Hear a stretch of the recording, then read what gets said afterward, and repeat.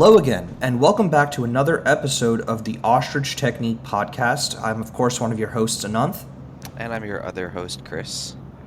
Yeah, so last episode we did The Incredible Hulk, and as promised, we are continuing on with our MCU rewatch and continuing to Iron Man 2.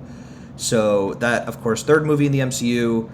I think pretty mixed opinions on this movie as a whole, I think, from the general fandom, right, Chris? Yep. Yeah, so it's, I guess we can just, jump right into it, Chris. So why don't you take it away, give us a synopsis for Iron Man 2, and, some of the just, cast details and stuff. Sounds good. So, Iron Man 2. With a world now aware of his identity as Iron Man, Tony Stark must contend with both his declining health and a vengeful madman with ties to his father's legacy. So this again is directed by Jon Faverau, returning from Iron Man 1. It also stars Robert Downey Jr. again, as well as Gwyneth Paltrow, with new additions of Mickey Rourke and Don Cheadle. Yeah. Yeah, so, of course, the elephant in the room, Don Cheadle, replaces Terrence Howard. We see that pretty early on in the movie. Did you have any thoughts about that, I guess, the first time you saw Iron Man 2, Chris? Not really. I guess Rhodey definitely plays a much more prominent role in Iron Man 2. So, whereas Iron Man 1, he was definitely, he was still there. He still had a presence, but it didn't strike me enough where it's like, okay, well, this is kind of weird. I ended up actually liking Cheadle's performance better, or interpretation of the character anyway. So, it didn't really bother me that much. What about you? Yeah, I remember when I first saw the movie being slightly confused by it, like, oh, what, this is a different guy than played it in Iron Man 1. But I think, over the years, over time, I agree with you. I think his performance is definitely better than Terrence Howard's performance. And it's interesting because, I was doing a little bit of research before the episode, before we recorded, and apparently they had actually reduced Rhodey's role in the movie initially, and then when they cast Don Cheadle, they actually beefed the role back up because he is such a good actor. And yeah, it was just really interesting to see how they took. And honestly, I think he's probably one of the best written characters in Iron Man 2 overall, which I can't really say for everyone. Like, and we can get into that, of course, once we start discussing the three acts. But I really think that they did a really good job with him, and Don Cheadle really just brings a lot of relatability to the role for sure. Yeah. So I guess we could just jump right into it. So of course, Act 1. It's an interesting way they actually start off this movie, because we of course hear the as the logos come in and stuff, we get like the press conference from Iron Man 1, of course, the pivotal one where Tony Stark reveals that he's Iron Man, but we see it from a different perspective. This time we are in sort of the dim and dark and snowy Russia, and we see that it's playing on this really tiny TV screen of someone we don't know who. Of course, we do learn that it is Anton Vanko and his son Ivan Vanko, and it's interesting, that whole scene where they actually show him making the arc reactor for the first time. I don't know if you saw it the same way, but I kind of saw it as a foil to Tony. Yep. How he was literally building his arc reactor in a cave with a box of scraps in Gulmira. He basically did the same thing in Siberia. I don't know if you felt the same way. No, I literally felt the same exact way. I was like, oh wow, this is the other side of the coin. Yeah. But yeah, I totally agree with that. Yeah, so no, I thought it was just really interesting how they try and set him up as this foil for Tony Stark. And in some ways he kind of is. They show that he's very smart, they show that he's physically capable, but life just handed him a really poor set of circumstances, and he was stuck in Russia with his dear old dad who was sick. And yeah, and his bird, of course. We'll get to the bird, which is interesting, but it's just I really thought it was I thought it was a good setup. It sets a tone for the movie, which I don't know if it necessarily meets, but it's I thought a good way to start it off. Did you have any thoughts on how it opens? No, I actually I like the way it opens. Like you said, gives it the other perspective. Um, thing is, it was a nice way to introduce the villain and basically kind of give him a little bit of backstory, but not really giving too much expo on it. Right. So I mean, I thought it was a good opening. Yeah, yeah, no, show don't tell. So they did a good job there.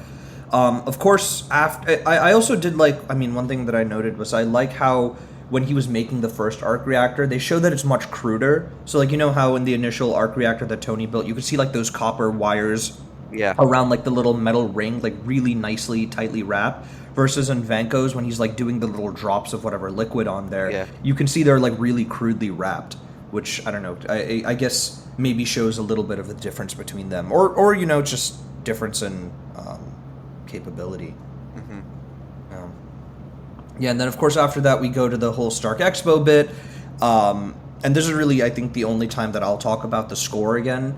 Early Marvel I don't think really has remarkable soundtracks in particular, but I have to say the addition of AC/DC in the beginning was really just a great way to start it off.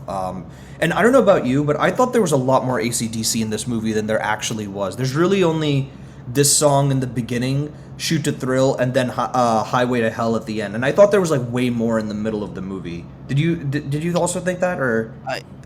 Yeah. For some reason, I always feel like there's more AC/DC in these Iron Man movies than there actually are. Yeah, But I guess that's part of it. yeah, you know, You know, yeah. they play. I don't know. It just seems like it was supposed to be a very big thing, and they only, just need to include snippets of it, and you get that sense. Yeah, I mean, you know, they did. I mean, the soundtrack they made for Iron Man 2 literally has branding with, like, you know, AC/DC slash Iron Man 2. Like, it's, they try to make it a thing. And I mean, it's basically just an AC/DC album with Iron Man on the cover. So, and with, like, AC/DC's greatest hits, which I don't mind. I love AC/DC, but it's, you know, I always thought that there was more than there was. So I was kind of surprised watching that and listening to it. But other than that, I would say probably the score isn't anything to write about. Like it's pretty, very, very much like in the background. It's nothing that you notice. I don't know if you picked Yeah, up I on mean, anything notable in the score. like I don't know personally for these early MCU scores. Like obviously, I think the biggest improvement and most noticeable one was Avengers 1.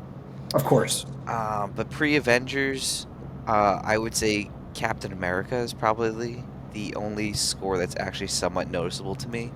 Yeah, well, that's because it's done by the same guy who did the Avengers, Alan Silvestri. So Oh, Sylvester. Okay, cool, got it. yeah, yeah, yeah. No, so this one, I guess, for context, was written by John Debney, who I'm sure is a great composer. I mean, he's done some notable films like Chicken Little, of course, the great Chicken Little from Oh, Disney Channel, or not? It wasn't on Disney. It was a Disney movie, not Disney Channel. And then I think the big one is Passion of the Christ. That's probably his big, like the big Oscar-y movie. But yeah, I mean, John Debney, very sort of inoffensive in the background score. Nothing really stands out about it. One thing I did want to say about the opening also was I know you and I have seen the alternate opening.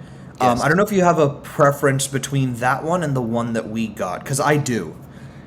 So you're talking about the opening with him just Tony being like puking in the plane and then kind of just jumping out Yeah, to yeah, start the doing drunk stuff. opening with with Pepper in the plane, Yeah. and Pepper throws off the helmet, and which we also got in like the trailers and stuff, where like she kisses the helmet and then throws it off, and he has to go get it.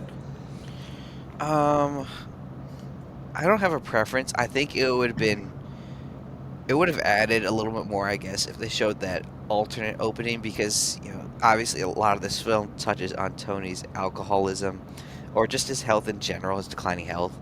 So Hmm. that would have, shown a bit more of that like okay, he's literally throwing up and then a second later he's jumping off a plane into the expo, but I don't really Yeah, have a preference personally. yeah, you know, I personally do prefer the alternate opening. I think that the first one, the one that we have in the movie, is just like, you know, sort of he obviously like just jumps off the plane and looks very cool and is flying down into whatever the Flushing Meadows Stark Expo area. Yep. But I think that the whole way that they set up the alternate opening with him being drunk and then Pepper throwing off the helmet. I think it infuses a lot more character into it. It like gets us right back into the characters that we really loved from the first movie, and honestly, I think it's probably one of my common criticisms throughout the movie is I feel like they didn't go far enough on a lot of things. In particular, like the whole, I know we've discussed like the fact that they are paying an homage basically to the demon in the bottle storyline. Yep. Even though it's not really alcoholism per se in the movie, but it's more like his declining health and stuff. So I really think that wasn't fleshed out enough, and I think maybe seeing a little bit more from the beginning that he is sort of just being a little bit like throwing caution to the wind because he knows he's gonna die. I think that would have maybe been a little bit better for me at least. But it's still a cool opening. I mean, you get to see him flying around. He does like the really cool pose and he has like the whole demonstration there. Yeah, and I think, at least for me, and probably for you, as us, people who grew up in the New York metro area, I thought it was really cool seeing that where the Stark Expo is held, and that, like you said, like the Flushing Meadows. I don't even know what that area is called, that structure, but it's just been abandoned for as long as I know. And then Yeah, just to see exactly. that on screen is like, being actually built out, renovated, and everything. Like, I don't know, it just seemed very interesting, very cool. Yeah, no, I remember that was something that did stick out to me as well. Because yeah, you're right. It is almost like abandoned and stuff. So it is kind of cool to see how it was sort of brought back to life. Because it was initially built for the World Fair, I think in like the '60s or something. So to kind of keep it in that same sort of vein was interesting. And of course, we kind of get a reference to the Stark Expo back in Captain America, the first Yeah. movie, when the original Howard Stark does it. So yeah, I guess we'll move on from there though. But we get back into that whole bit. We do of course get our Stan Lee cameo right away, which is the Larry King cameo where he's Yes. Tony's like just exiting the Stark Expo, but then it sort of shifts back from the expo, and then they now go to the Senate hearing where Tony's called to a Senate hearing, and Well, did you skip over the blood toxicity stuff? oh well, yeah, you start getting a little bit of like the whole blood toxicity bit, like he pricks his finger, and you start seeing that, which they see throughout the movie, and you're like, oh, what's going on with him? Which, well, yeah. I do have a little criticism of that because I forget what it was, like 25% at the beginning or something like Uh-huh. that. But that it was much more than it was in double digits, and I just, again, it's a fictional movie, but like, wouldn't you pretty much be dead if your blood was that Yeah, toxic? yeah, I mean, even later on, I think there was like a point where it was 98% toxic, which is like, bro, you should just be dead at that point. Like 98 Yeah, is basically dead. But I mean, these movies are not. I mean, they're playing hard and fast with science here, so yeah. Um, But yeah, yeah. and then yeah, to kind of segue to your point of the Senate hearing, we have a Kate Mara cameo. Was that Kate Mara? I was trying to look that up on IMDb. The one who Yeah, serves him.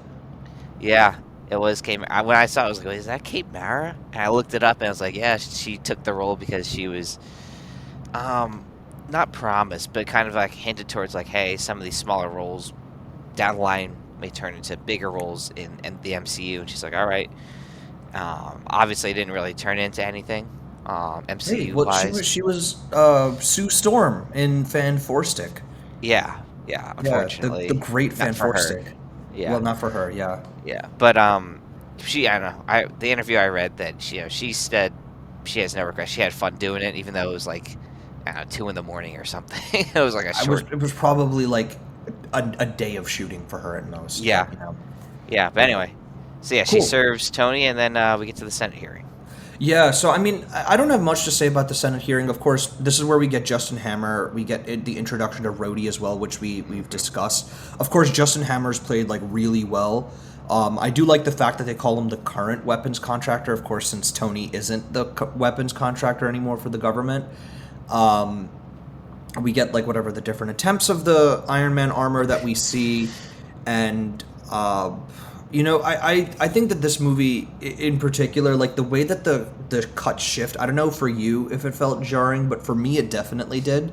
How we're going from really serious tone in Russia, then we go to like the glitz and glamour of the Stark Expo, and then we go back to this sort of conversation about Iron Man tech and the government, and it really just sort of speaks to the movie as a whole, which, like, I mean, this was really the first like 10 minutes of the movie where it goes to all of these three things, and I think the confusion of the movie really does play in It, my mind. Like, it really doesn't know what it wants to be. no, yeah, it is definitely a big shift in tone, and then especially in the later acts, which we'll talk about, like when they start bringing in the shield aspect and all of that, where it just comes out of left field of like, hey, Yeah, exactly. yeah, no, I agree with you. There's a ton of tone shifts, and it definitely can feel confusing. Um, Yeah, yeah. I mean, me personally, I like this film much more than the average Marvel fan. So it Hmm. didn't bother me as much, but objectively speaking, I would say yes. I agree with your point. It jumps around a lot, especially like you said within the first 10 minutes. Yeah. No, I mean, to be clear, I do also enjoy this movie overall. I think it's a fun movie. Yeah, I think it's more fun than the Incredible Hulk. Like, I think the Incredible Hulk is just like pretty, uh, you know, generic. Well, I mean, it doesn't really do anything that really grabs your attention, and I think a lot of that has to do with the characters, because even in all of the mess of this movie, like you still get hints and moments of those character interactions, which I think really does drive the movie for me. And I do note that a couple of times as we go on, but it's yeah, I don't know if you feel the same way. I would imagine you do. I do, yes. Yeah, yeah, cool. Of course. So we've talked about Justin Hammer. We've talked about Rhodey. We talked. Senator Stern too. Yeah, Senator Stern. Of course. I mean, we do get a little bit more of him later on in Captain America 2, which I thought was a really nice callback. Yes. It honestly, watching the Senate hearing was kind of funny because, like, obviously now we've seen a lot more like Senate hearings, you and I, from like Yes. just the various things that go on in the news, and this honestly feels pretty true to life in some regards. Just like people, like especially how like the bit when Senator Stern tells Rhodey to read a specific bit of his Yeah. report completely out of The context, and then context. like just tries to cut him off when Rhodey's trying to provide additional context as like Yes. the expert. So yeah, but anyway, I mean, then we obviously get a little bit more in Russia, and we see that Anton or Ivan rather is finalizing some sort of like electrical whip. Of course, we know it's a whip. But I guess the audience wouldn't know that it's a whip at the beginning, and then we cut back to the whole thing about like the palladium core killing Tony, and him still having, I guess, the arc reactor in his heart. And it's something that I never really understood why he never got the shrapnel properly removed by the end of the. But like Yeah. between the first and second movie, he only did it at the end of the third. And I mean, he had access to modern technology, like medicine Yeah. and stuff, to do it.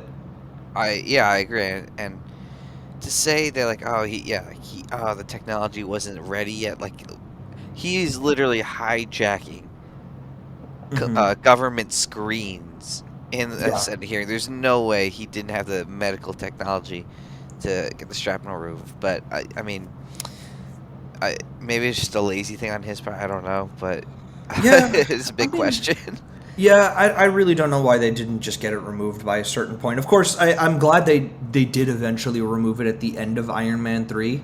Of course, yeah, but the whole thing about the palladium poisoning, I thought it was interesting again, but they didn't really flesh it out enough. And then I thought that honestly, though, the whole point of the palladium poisoning was an interesting angle to make his sort of debauchery and the way that he was sort of throwing caution to the wind. Like, it Yep. was an interesting angle to put that, and I didn't really realize all of the, until this rewatch, I didn't realize all of those sort of him acting out that way was a function of that.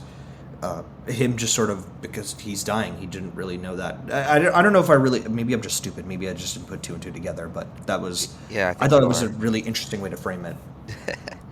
Yeah, I mean, I, I I feel like that was very heavily implied that he was being so reckless because of his impending death due to the palladium poisoning. Yeah, yeah, yeah. And then obviously at his birthday party, he just gets really drunk because it's his last birthday party, essentially. Yeah, quote unquote. Yeah. So, yeah, and then I mean, after that, what we get, I mean, it basically ends with the whole Act One. Really ends with the entire Monaco sequence. So, we, I mean, just jumping through it quickly, we see obviously Elon Ivan Musk. gets his passport, which interesting. His alias is Boris Turganov, which is the second Crimson Dynamo actually in the Oh, comics. really? Yeah, and Anton was the first in the Yes, I did. comics. Yes, did know that. Yeah. Yeah, so the name of the passport, Boris Turganov, is the second Crimson Dynamo. So that was, I thought, a cool little touch. Um, we meet Scarlett Johansson playing Natalie Rushman slash Natasha Romanov. Of course, that was, I thought, a pretty cool intro. But I mean, you can clearly tell in the movie she's being used as like sort of a sex piece. And she Yes. said as much, and I think Jon Faverau has also said as much, that they used her kind of like as a sort of sexualized figure in the movie, which I don't know if I love that, but I'm glad that they toned that back quite a bit in her later appearances. Yeah.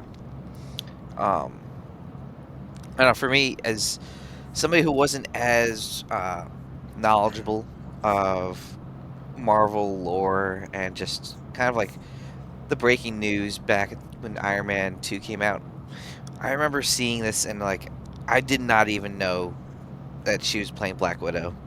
So it Yeah, was a pretty cool surprise to me when yeah, yeah. obviously she reveals herself in like I guess Act 3, Two.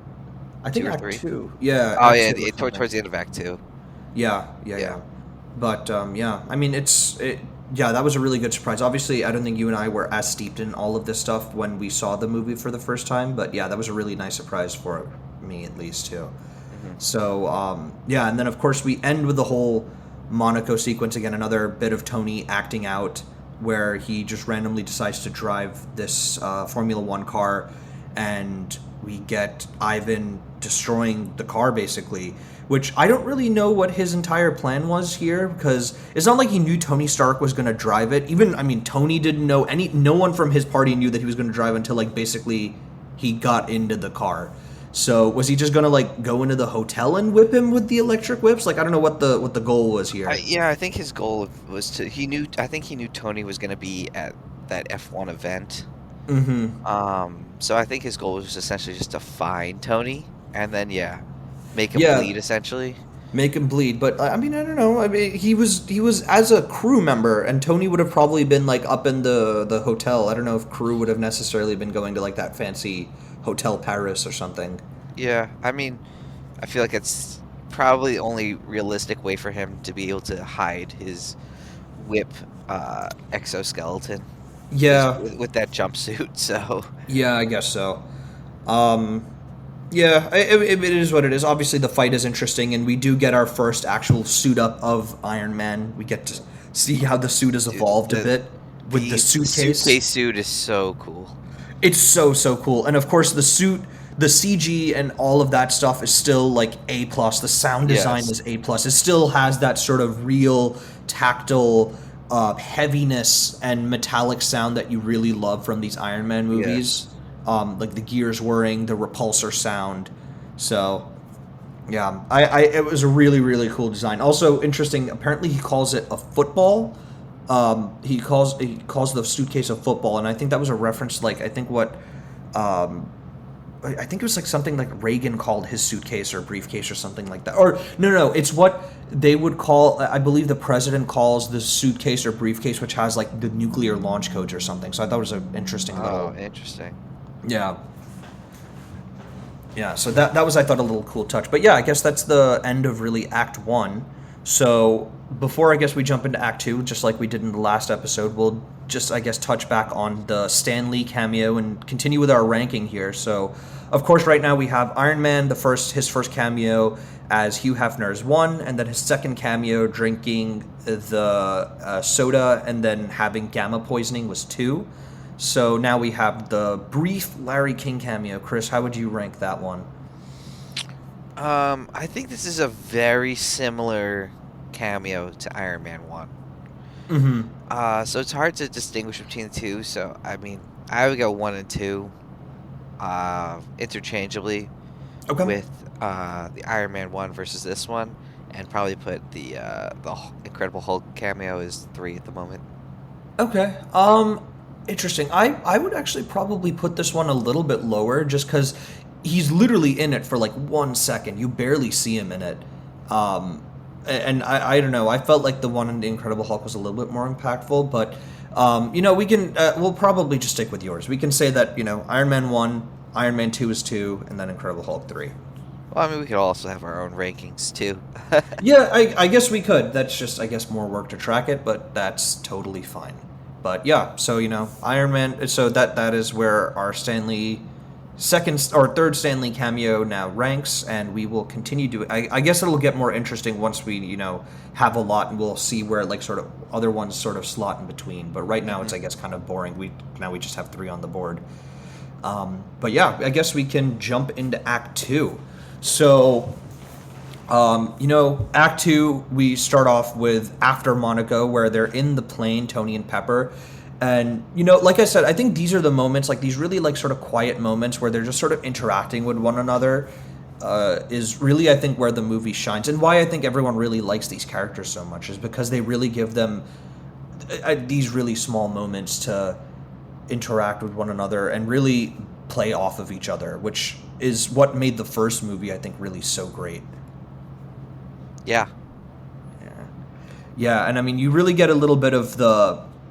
I think this is actually that moment where you get a sense of he's really trying to take it all in before he dies, and he really thinks he is gonna die, which is kind of interesting because, especially from like the first movie, we saw that in glimpses when he was in the cave in Gulmira, but he didn't. He always has this sort of sense of like I'm invincible, like nothing can really hurt me. Just Invincible Iron sort of Man.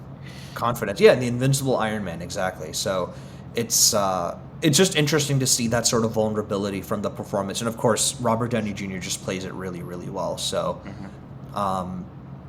yeah. So I think of course after that we cut back to Vanko in prison. Interestingly, he gets broken out.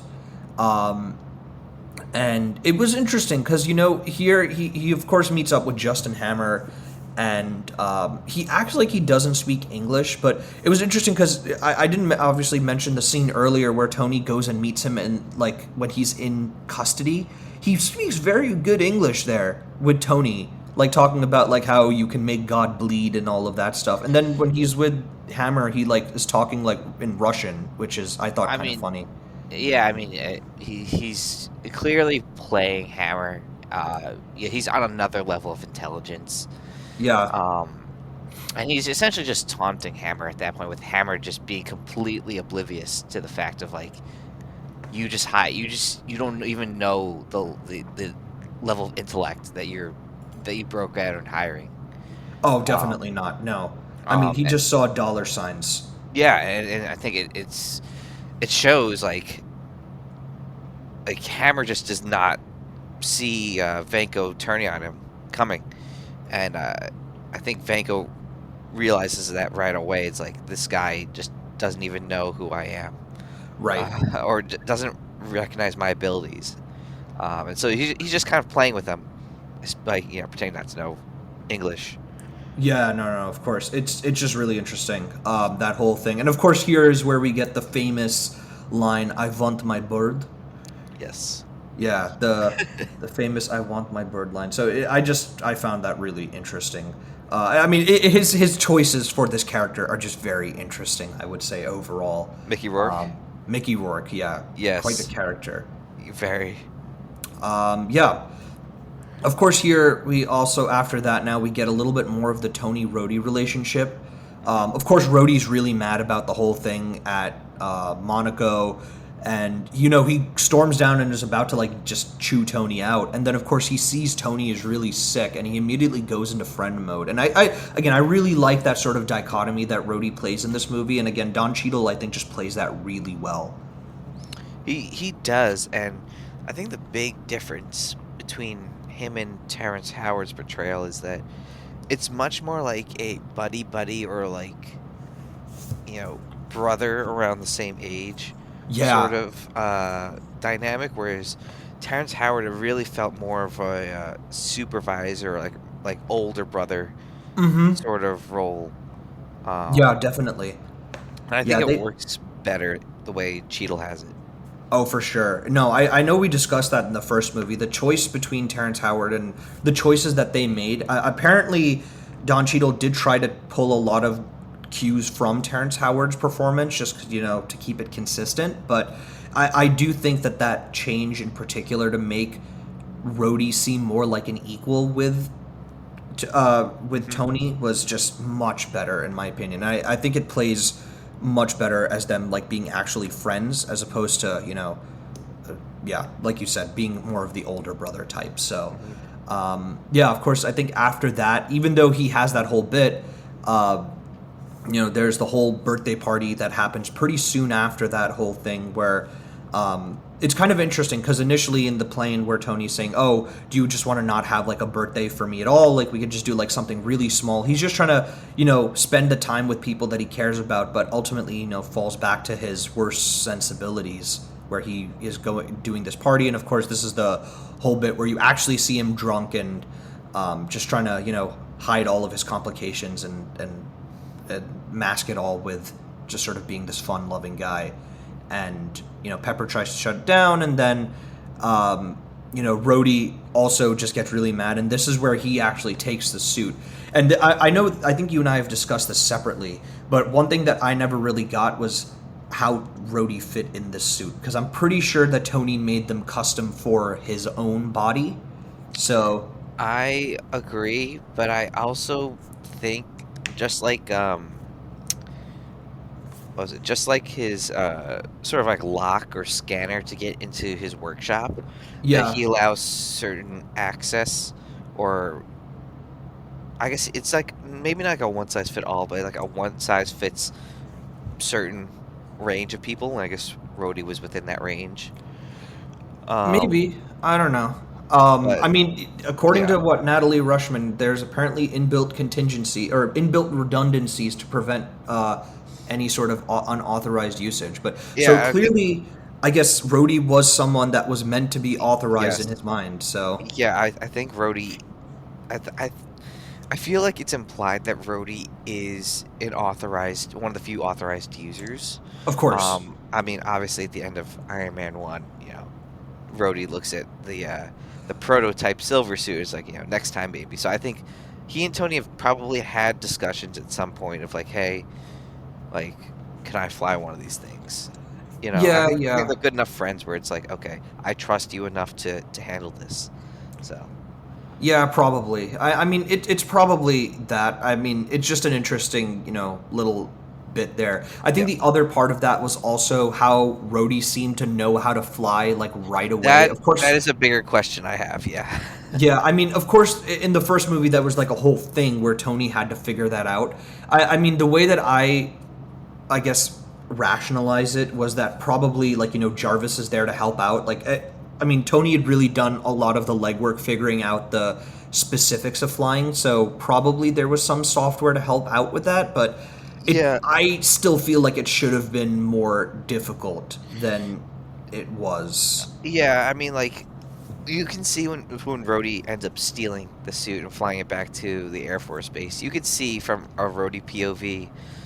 He does have like the flight like dashboard up essentially, where Right. he'd be used to as somebody in the Air Force. But I would like to take a guess at that at some point between Iron Man 1 and Iron Man 2, Tony had trained Rhodey to some extent on how to use the suit, maybe Hmm. giving him like some flight lessons or just basic training on, okay, here's how you use the repulsors, etc. I mean, that's the only thing that would make sense for me, on top of like what you said, having Jarvis to guide you, etc. Right, right, right. I mean, I guess another bit also was like, I mean, I would imagine I mean, these are very expensive suits. I can imagine. I don't know why Yeah. Tony just never took it back. I mean, I guess maybe the image of barging into a U.S. Air Force base, maybe not the best look, but I mean, it is his suit technically, and Rhodey did technically steal it, so I don't know. Yeah, I mean, Tony was dealing with some stuff. I mean, like, Hmm. I guess we can try and transition to that. But yeah, Yeah, obviously the birthday party, they have the fight. yeah, Um, Basically, yeah, the repulsor to repulsor kind of just knocks them both out, and Rhodey flies away with the suit. And that's kind of when Nick Fury comes in, right? And yeah, yeah. kind of, uh, I guess, meets him at Randy's Donuts. Yeah, that was interesting. I mean, like again, the Shield story really does sort of come out of nowhere. Yep. I mean, he says that Tony needs to get back to work. I mean, initially we don't know what that is, and of course later we find out that it's to finish building the arc reactor properly. But it's not really clear why Shield needs him to do that. Like, it's more like just Avengers Initiative. well, I mean, yeah, but what about the Avengers needs an arc reactor in particular, or do they just need Tony in particular to like They need be? Iron Man. Yeah, they need Iron Man. They don't need Tony Stark, right? That's the Yeah. whole thing at the end. But I don't Yeah. know. I think I agree. The whole Shield thing just sort of really comes out of left field, and of course, I guess outside of the movie, we know that Yeah, it's a a lot. setup. It was a whole setup thing, this was actually a thing that gave a lot. It was a lot of friction between Jon Favreau and Marvel because Marvel obviously really wanted all of this to try and set up the Avengers, and Yeah, he Jon did. Favreau really wasn't buying it, and he had to do a lot of rewrites like Yep. on the set. So, and a lot of that is why he didn't come back for Iron Man 3. So, it's a shame because I would have liked to see Jon Favreau's Iron Man 3. So, Hmm. yeah, but yeah, I mean, anyway, I guess the bit here is well, after that we also get back to. I mean, it's interesting because the whole bit with Ivan Vanko and Justin Hammer, like we only get a few scenes with them really. Like we get like one bit where Ivan is making drones and not suits, so like you can see Hammer, like he's really sort of pushing Hammer's patience here. And you can also see bits that like Ivan really has like some sort of other plan going on here in his mind. He Oh, doesn't very think, much. Yeah. yeah. Um, and then after that, of course, separately, we see Rhodey showing his thing to the generals and weaponizing it with Justin Hammer, Yeah. which I thought was kind of. I mean, that's like also a pretty iconic scene where Hammer's like just sort of walking through everything, and Yeah. again, really played well by Sam Rockwell. He just does a really great job there. Yeah. The ex-wife. Yeah, the ex-wife. Oh man, bust his bunker with the ex-wife. Yeah. And then, of course, after that, we see Tony, going through all of the materials with from his dad, and getting that whole information about the weapons reactor or the arc reactor and stuff, and Yeah. um, stuff, and that's really where Act Two ends. We end with Howard basically giving Tony the hint that like, look, I built like this is the hint here. I built this all for you. I'm sure you can figure this out. Blah blah blah. You are my Yeah. greatest creation. And I thought that was kind of nice, and I thought it that was. John Slattery played Howard quite well actually. I agree. And No. yeah, it's obviously this portrayal is an homage to Walt Disney and his kind Of of like course. Future of Tomorrow stuff. Yes. Yeah. Exactly. Which was really cool. And also, we get our first glimpse of the Tesseract in Yes. Howard's notes, which is actually pretty cool because nobody, I mean, obviously looking back at it, it's very blatant what it is, but looking back at it, people batted an eye, just didn't even realize, like, oh, Yeah. Yeah. No, there's a lot of little things here that they seed in this movie that like I mean obviously with hindsight people understood like the context of it all, but it was really interesting all of that. But yeah, I guess that's Act Two, yep, and with that we'll jump back into the segment that we introduced last time, which is our trivia segment. So of course last time I was the one put in the ringer for trivia for the Incredible Hulk. So this time, Chris, I'm going to be asking you 5 questions from Iron Man 2. Are you do it. ready? Hopefully you haven't cheated here and I have gone not. through IMDb. Okay, cool. So I have 5 questions here. So the first one, who came up with the idea for the cockatoo as Ivan Vanko's bird? Was it Mickey Rourke? It was Mickey Rourke. So it's interesting because a lot of those identifying features and the character choices for Vanko were Rourke's idea. So the bird, the gold teeth, and he actually paid for the bird and the gold teeth himself, which I thought was Really? really interesting. Yeah. Wow. Yeah. So there you go. So Ivan Vanko was very much, I guess, a creation from Mickey Rourke, which is, I thought, just quite interesting. Yeah, so question 2 here. What famous Marvel villain was initially tattooed on Vanko's neck but was removed due to CGI? Or with CGI, rather.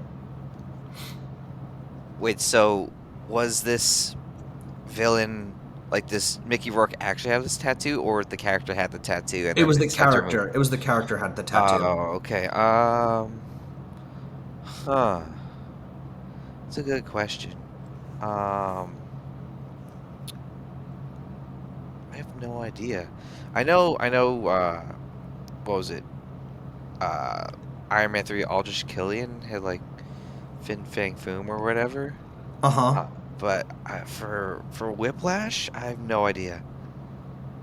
I will not venture to carry. I won't give a guess. Oh, you sure? I mean, I will say an it's not an Iron Man character. It's not who you would expect it to be. Okay, But it okay. is a villain that has appeared in the MCU. Oh, okay, okay. Um, I will take a guess then. Mm-hmm. Villain that has appeared in the MCU. I don't know. I'll say like I don't know. Taskmaster. I don't know. Taskmaster, no. It's actually Loki. Loki had a He had a Loki really tattoo on his neck, yeah. But interesting. apparently they removed it with CGI because the producers didn't want them to think, like the audiences to think that there was a link between Loki and Vanko. So they actually removed that with CGI whenever it was visible on his neck, which I thought was very interesting. Interesting. Yeah. Yeah. The third one I think is going to be a bit of a gimme here. Which 2 comic book villains is Ivan Vanko in the movie meant to be the combination of? So Crimson Dynamo. Yeah.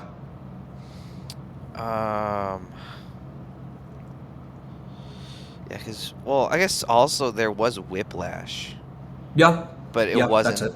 it. Okay, I was gonna say, but his Whiplash is different than the Whiplashes in the comics. Yeah, of course. I mean, it's interesting. Yeah, so it is Crimson Dynamo and Whiplash. I will say it seems like a bit of a stretch on the Crimson Dynamo front. Like, It had to be the mechanized suit and the fact that his dad is Anton.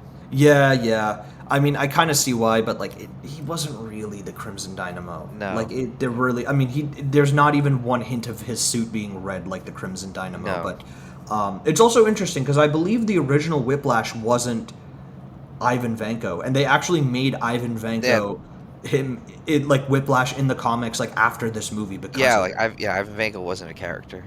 Yeah, Or, so or at least, yeah. so they made him Whiplash because of this movie, and it actually I believe changed in the comics in like 2010, which I thought was Yeah. interesting. Yeah. All right, question 4. What well-known company today lent its facilities for the filming of Justin Hammer's Warehouse? Oh.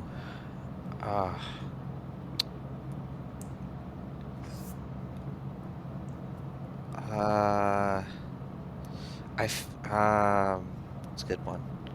I don't know. Amazon? Amazon? No, it was SpaceX. So, Oh, I knew that too. Because yep. yeah, I mean, obviously Elon has the Cameo. I Yeah, actually Elon knew has the that. Cameo. So yeah, SpaceX. They actually lent his facilities, which is why, like, when he's walking for the first time and showing Ivan his original suit, you can see like almost like those sort of the space shuttle or like the rocket sort of fuselages that they have there, which is interesting. Got it. So and the people that are walking in the background are actually SpaceX employees, which I thought was interesting. That's pretty funny. Yeah. And I guess on the theme of Justin Hammer, for your last question, what famous older actor was originally considered for the role of Justin Hammer? Oh, good one.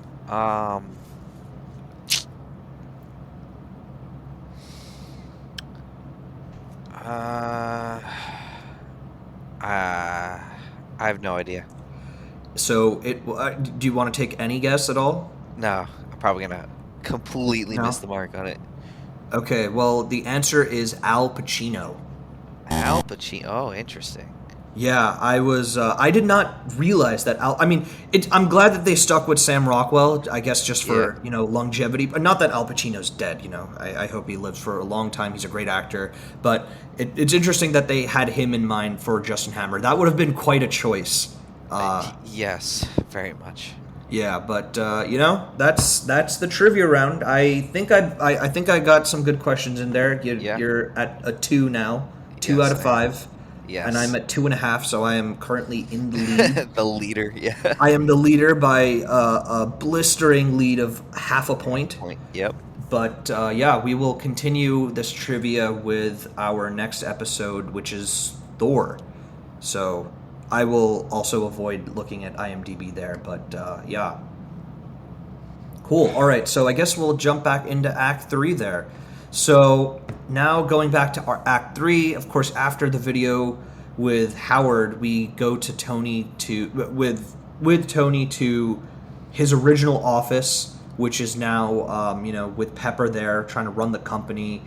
And it's interesting because Tony actually tries to tell Peppers that he's dying, but like Pepper is just so overwhelmed that she doesn't even really give him the space to do that, which I thought was kind of interesting. And you can see again Tony just trying to be vulnerable and in his sort of Tony way, but it doesn't really work out. Strawberries, right? Oh yeah, the strawberries. That was I really like those little sort of character bits again. Like Gwyneth Paltrow, weirdo she is in real life, she really does play the character so well of Pepper Potts. Especially like giving those little bits like I'm allergic to strawberries is like the one thing. But it's really really great character stuff. And of course Tony does see the whole expo what is it, like the Diorama. the diorama, exactly. The expo diorama, and he brings that back with him. Just a visual of him taking that back in his Audi sports car was, I thought, kind of funny. Yeah, the convertible just like sticking up out of it. Yeah. But it's also interesting because once he gets back and then he does the whole, realizes that the arc reactor is the new element is there from I guess the world pavilion that he builds it off of. After all of that, and he does the hardware thing to try and build a new element, he gets Coulson pops back in, and it's really funny because the script sort of recognizes that Shield was an afterthought, and he's like, oh hey, you broke the perimeters. Like, yeah, where were you? That I did this 5 years ago or something like that, which also kind of shows that they really didn't care about the Shield plot, because I mean, Coulson makes a whole point of oh yeah, no, if you leave this perimeter and I'm here to enforce it, then that's going to be a problem. And of course Coulson was never there because he was dealing with other stuff, and basically doesn't enforce the perimeter at all, which really I don't know if that really speaks well on Shield that they couldn't enforce a measly perimeter for such a high profile figure. Yeah. But yeah, of course we also get another little broader MCU reference here, because we get the shield, Captain America shield that Coulson holds up, which honestly, I thinking about it, does have a little bit more context to it, just because Coulson was also such a big Cap fan. Yeah, so him seeing, oh, what do you have this here for? Probably thinking, oh, this is a collectible. Yeah. Yeah. And it's just a balancer or a level essentially for the. Yeah, a level for that whole thing. And of course, Tony discovers his new element here. Did we get a name for the new element, or did we just call it a new element? Yeah, at least in the movies, it's never given a name. I know in the book for the movie, they name it vibranium, which it really is not. It is not vibranium, no. So I'm gonna just say it's just a new element. Yeah, it's just a new element. I will say also, I'm not really sure why he didn't put that whatever little piece of the raw element before it's converted with the laser closer to where the laser came out. It just seems like Tony unnecessarily destroyed a bunch of his, I mean, he destroyed a bunch of his office, I guess, or his house anyway, with the sledgehammer and stuff, but I feel like that could have, I guess it was just a cool visual. And of course, this is like, get him getting back to the grease monkey aspect of his personality, which again Yes, was really a nice little callback to the first movie. I But agree. yeah, then of course after that we get to the confrontation between Justin Hammer and Ivan Vanko. Obviously, Ivan is very clearly doing his own thing, and Hammer tries to steal his bird, which is, I guess, rip the bird. I don't know. Yeah. PETA must have been up on them for that one. I don't know. Yeah. But yeah, of course, Justin Hammer's getting prepped for the whole Stark Expo presentation. And I didn't touch on this earlier in Monaco, but I thought it was interesting that, like, Justin Hammer was almost, like, deferential to Tony there, where he was like, oh, like, I would really appreciate if you could, like, get me a time slot for Oh, yeah, presenting it. 100%. He plays second fiddle. He like sucks up to Tony because he knows Tony's the big shot. Yeah.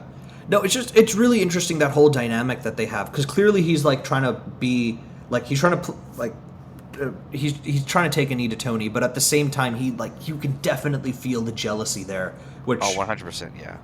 I mean he plays that really really well, the whole thing, and then after that they have the whole presentation of it all, Justin Hammer's dance, which again, fun fact on the Justin Iconic. Hammer dance, it was apparently Sam Rockwell's thing that he would do to just get into character for Justin Hammer, so they just sort of incorporated it into the presentation. Oh, nice. Yeah, but again, an iconic dance. Sam Rockwell just plays that so well. We need more Sam Rockwell in the MCU, guys. Like, I really hope he shows up in like a future movie, because we've I not mean, gotten enough he Justin does Hammer. he does show up. I mean, he shows up in the one shot. Where else does he show up? Yeah, that's it. Yeah, that's it. He shows up in the one shot. That's it. But what it was called, what was it called? All hail the king. All Hail the King. That's where he shows up. Yeah. I mean, I really do wish that we got more of Justin Hammer, though. Like, as a role in a movie. I don't know. Maybe he'll show up in Cap 4. I don't know. Maybe. I hope. We can only hope. I feel like Thunderbolts, would be a good spot for him, but we'll see. Thunderbolts would be a good spot, actually. That is a good point. I didn't even think about that. Yeah, Thunderbolts would be good. If those movies ever come out and if the strike ever ends. Yep. But yeah, pay your actors and writers, Disney. But and the strike. But anyway, we get the whole thing, and then we of course then get the reveal of War Machine. And I know we've discussed this separately again, but man, the original War Machine design is so cool. Good. It's such a badass look.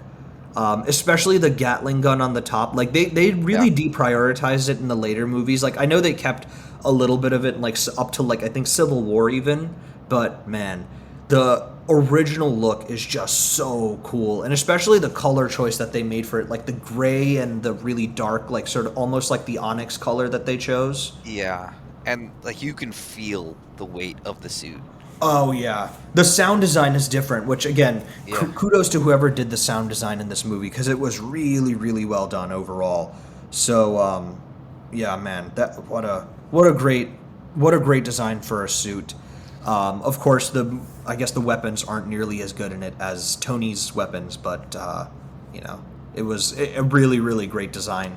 And of course, then that's really when the whole final battle starts. I don't really have much to comment on the final battle. I don't know if you do. It was just sort of cool overall, like just flying around. You see, Tony's more nimble.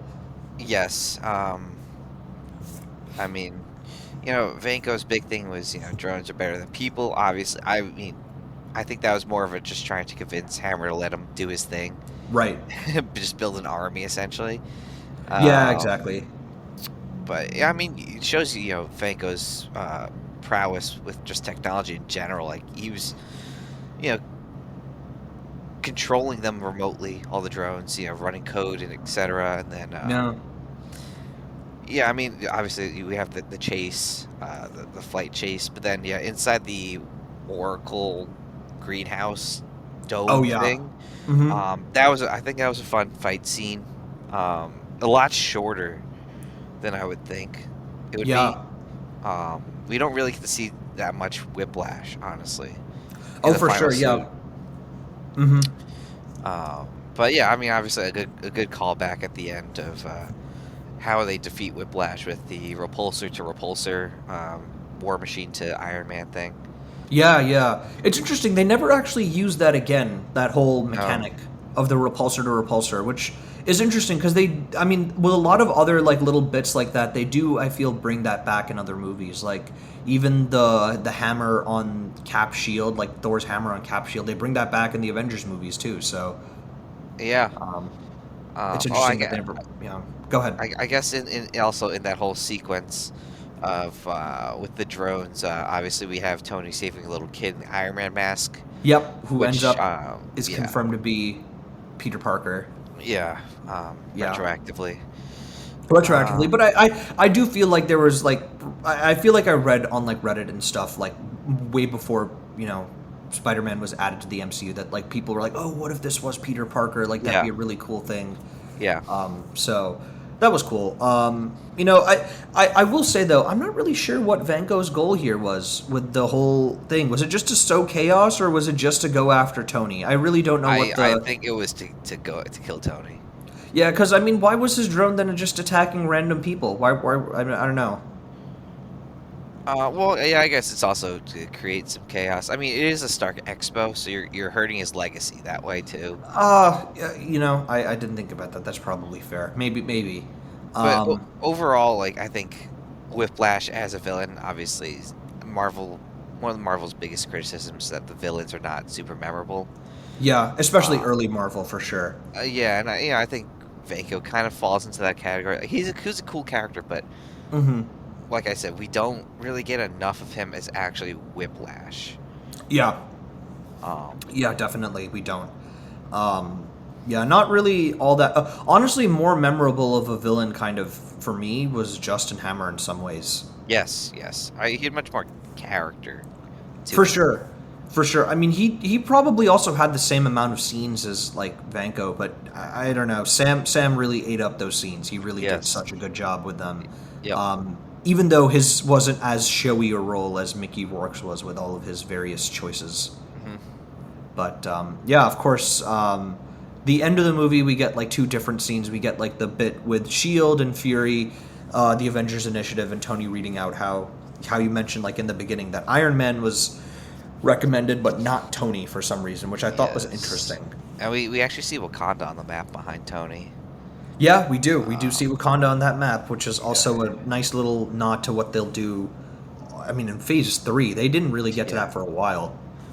Yeah. This is back in the day when Marvel actually planned out stuff and it made sense. Now it's like, oh yeah, we have a plan, or like, oh yeah, we made this movie. Yeah, we're actually referring to this like X amount of movies back, where it clearly was just kind of them retroactively doing it. But anyway, Yeah. No, this movie for sure definitely had like much clearer like they I think after Iron Man and Incredible Hulk for sure they had a lot more wind in their sails, and they knew that they were going to be able, yeah, the reality of the Avengers seemed more possible than ever. So I yeah, think by that point there was much more coordination towards that point. yep, But yeah, and then of course the last scene of the movie overall is the presentation with Senator Stern, which is a nice callback that they yes, got him to do it, considering his sort of him trading punches with Tony at the Senate yeah, hearing. And his little line to Tony when he's putting the medal on was so yeah, funny. Funny how annoying a little prick can be. yes.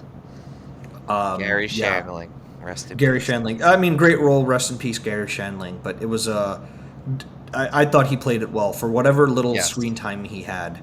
yes, I agree. And then of course the final. We only have the one post credit scene with Coulson going to the Southwest region that Fury teases a bit, and then Coulson said that he was reassigned to New Mexico, and we see, of course, that it is Thor's hammer in New Mexico, which is a really cool little Easter egg, I guess, for early Marvel. It got people excited, like, oh man, they're actually going to do a Thor movie.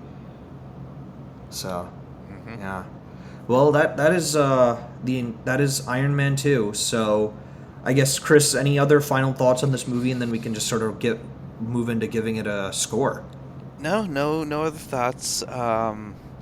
Obviously, like we mentioned, it was really very clearly a setup to the Avengers, and Hmm. had consistency issues because of that. But Yeah.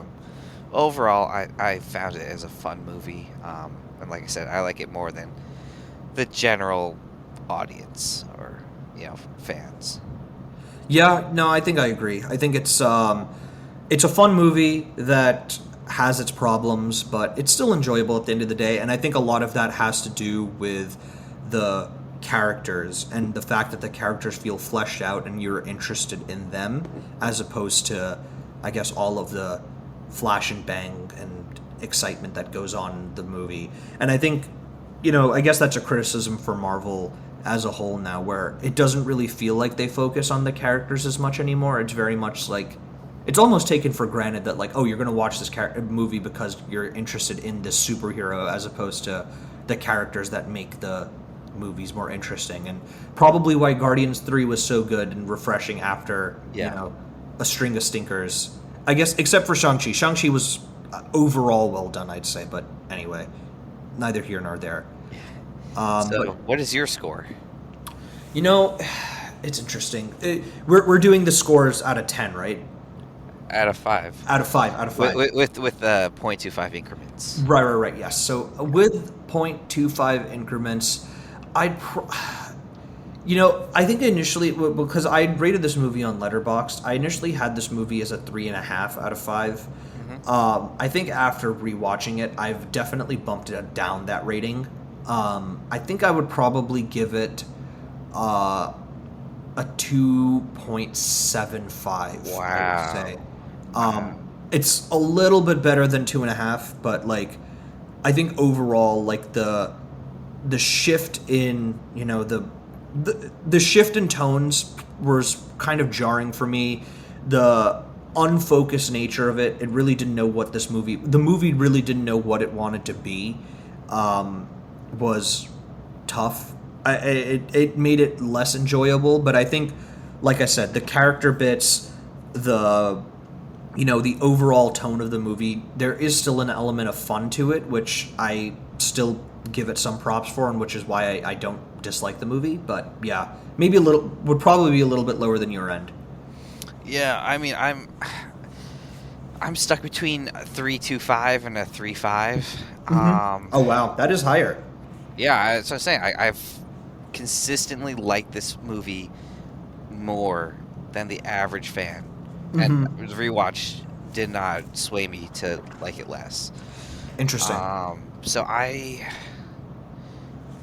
feel like a 3.5 because it equates to 7 out of 10. I'll shift mine to like a 3.25. Okay. But it truly is kind of like that in between for me. But I'll go 3.25.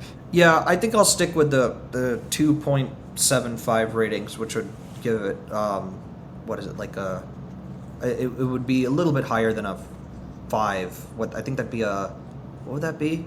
Would it be a 5.5? Yes. Yeah, 5.5. Or yeah. So there we go. That is that is Iron Man 2. So I guess any final thoughts before we wrap up here, Chris? No, I think we covered some good ground in this hour, and yeah, Cool. had fun rewatching. Yeah, no, it was a fun rewatch for sure. And then, of course, next episode we will be going through Thor, directed by Kenneth Branagh, with Chris Hemsworth's portrayal of Thor. Of course, you guys can find us anywhere you listen to podcasts: Spotify, Google Podcast, Apple Podcast, Amazon. If you'd like to, drop a rating, like to follow us, please do. If you have any feedback, of course, please do share your feedback. We're still, this is only our, like 5th time doing a podcast. So any feedback that you guys have is greatly appreciated. You can, email us at ostrichtechnique@gmail.com. Yeah, I guess that's really it for me, Chris. And yeah, I guess we'll see you guys on the next one. Bye, guys. Thanks for listening.